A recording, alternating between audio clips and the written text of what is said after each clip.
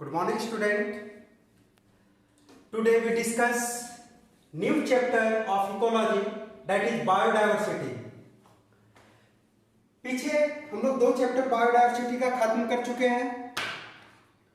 कौन सा? Organism and population, दूसरा इकोसिस्टम. आज हम लोग स्टार्ट करेंगे बायोडायवर्सिटी. तो फर्स्ट हम लोग देखते हैं व्हाट इज बायोडायवर्सिटी. देखिए, बायोडायवर्सिटी वर्ड जो आया है, डिराइव किया गया, वो 2 ग्रीक वर्ड से आया हुआ है. First word bio. Bios means life and diversity means form. यानी कि बायोडाइवर्सिटी में we study different form of life या लाइफ फॉर्म. ओके, हम लोग लाइफ फॉर्म का स्टडी करेंगे बायोडाइवर्सिटी में. Okay, biodiversity different form of life. क्या होता है? इसका एक डिफिनेशन है, एक कंप्लीट डिफिनेशन है. अगर एग्जाम में पूछा जाए, बोर्ड एग्जाम में, तो आप लोग जो है इस डिफिनेशन को लिखिएगा. बहुत ही अच्छा डिफिनेशन है. क्या है? Occurrence of different type of ecosystem, different species of organism with whole range of their variants. यानी कि biotype, gene adapted to different climate, है ना, environment along with their interaction process and process. यानी कि क्या क्या बायोडाइवर्सिटी में हम लोग क्या क्या इंक्लूड कर सकते हैं, किसका स्टडी करते हैं. तो क्या है? Different type of ecosystem, different species of organism, a species of organisms with whole range of their variant and gene adaptation, different climate environment along with their interaction. ये सारे चीज को इंक्लूड करते हैं हम लोग किसमें? बायोडाइवर्सिटी में. सारे चीज का स्टडी करते हैं किसमें? बायोडाइवर्सिटी में.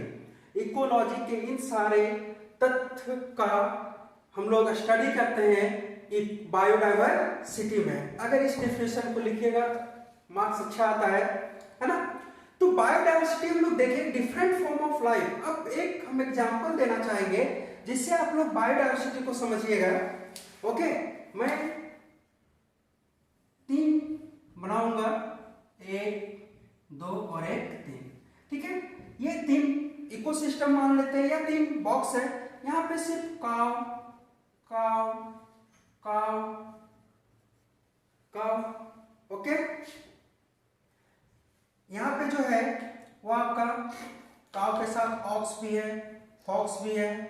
ओके, और यहां पे हम लोग क्या देखते हैं? Plant, different type of plant है. फिर यहां पे काव है, ऑक्स है, लायन है, टाइगर है, फॉक्स है, मैन है. ठीक है, और भी कुछ डाल देते हैं, है ना. तो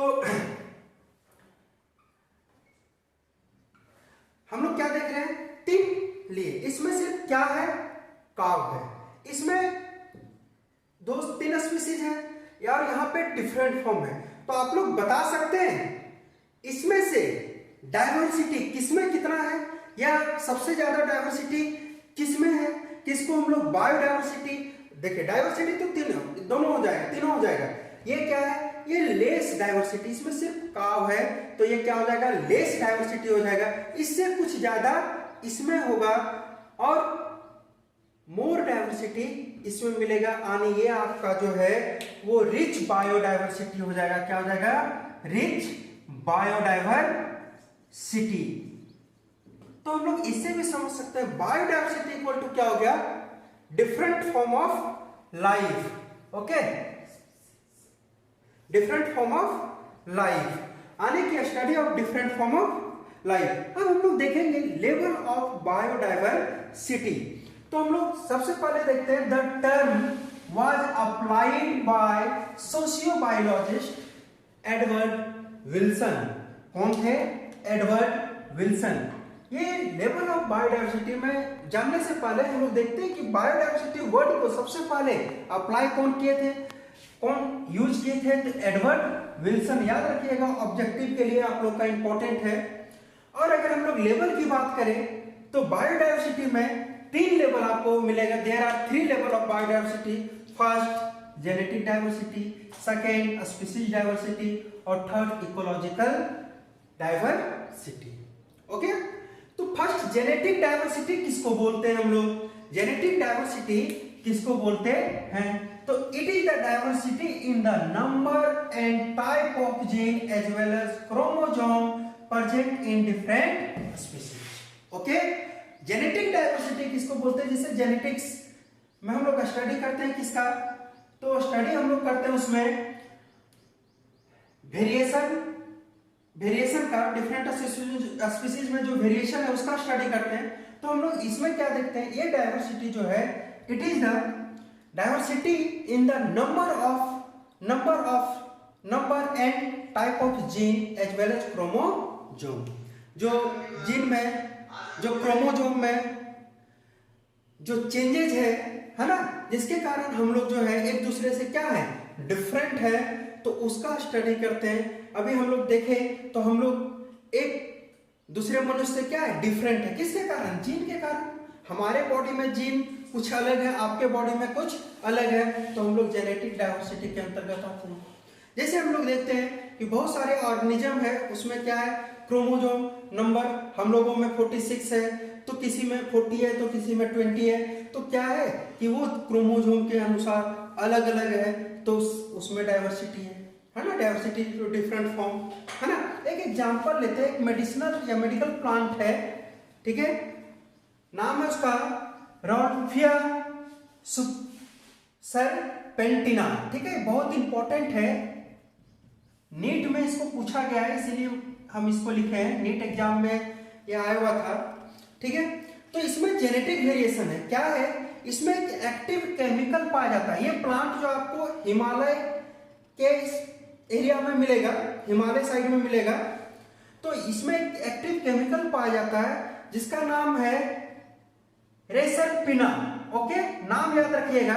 और ये जो देख रहे हैं, ये जो है एंजाइम या ये जो केमिकल है, ये ब्लड प्रेशर के लिए है ना, ये कंट्रोल करता है किसको, ब्लड प्रेशर को, ठीक है, ब्लड प्रेशर या ब्लड प्रेशर को कंट्रोल करता है। और ये जो केमिकल आता है वो किसके कारण आता है, ड्यू टू जेनेटिक डाइवर्सिटी, यानी कि इसमें जीन चेंज करके जो है इसको उगाया भी जाता है आर्टिफिशियल वैसे। ये जो है याद रखिएगा, इसको बहुत इंपॉर्टेंट है ना।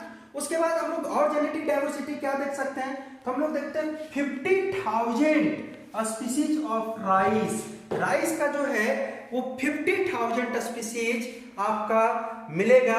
कहां पे, इंडिया में सिर्फ 50,000 स्पीशीज है। तो सोचिए कितना डाइवर्सिटी, सेम स्पीशीज है लेकिन किसके कारण डाइवर्सिटी होगा, ये जीन के कारण होगा। और हम लोग क्या देखते हैं, 1000 स्पीशीज ऑफ मैंगो है ना, मैंगीफेरा इंडिका।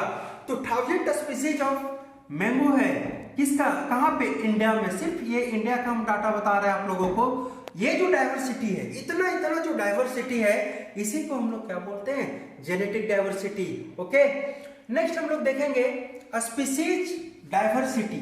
स्पीशीज डाइवर्सिटी क्या होता है, it is the variety in number and richness of the species of a reason.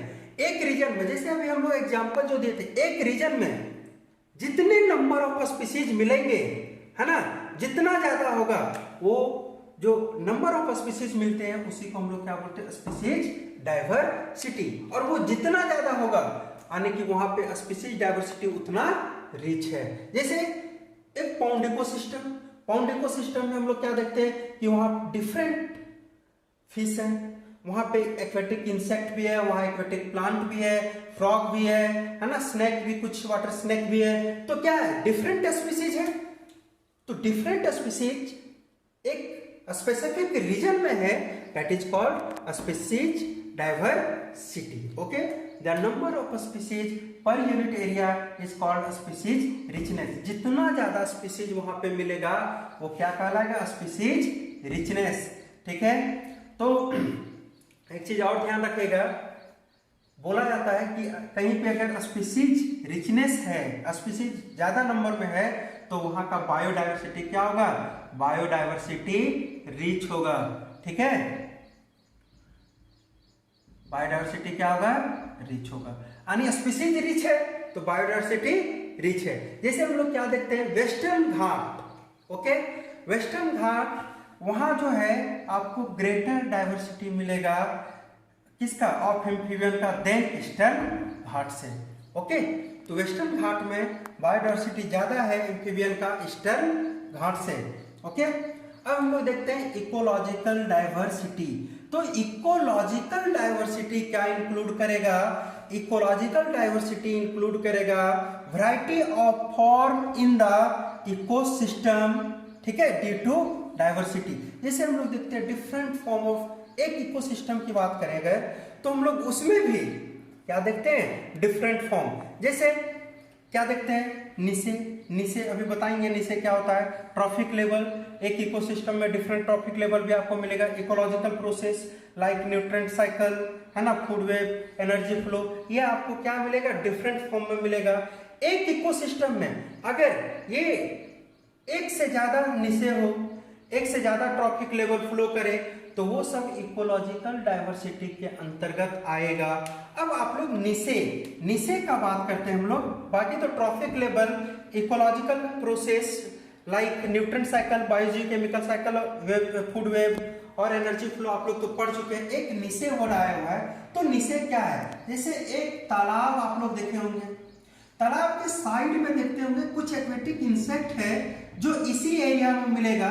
अगर आप तालाब के बीच में गए तो ये इंसेक्ट वहां पे नहीं मिलेगा, या फिर ये साइड एरिया में ही क्या क्या है रहता है, ये अंदर भी नहीं जा रहा है, आगे भी नहीं जा रहा है, ये कम पानी जहाँ रहेगा वही है ना। फिर मछली जो है वो इधर नहीं आ रहा है ना।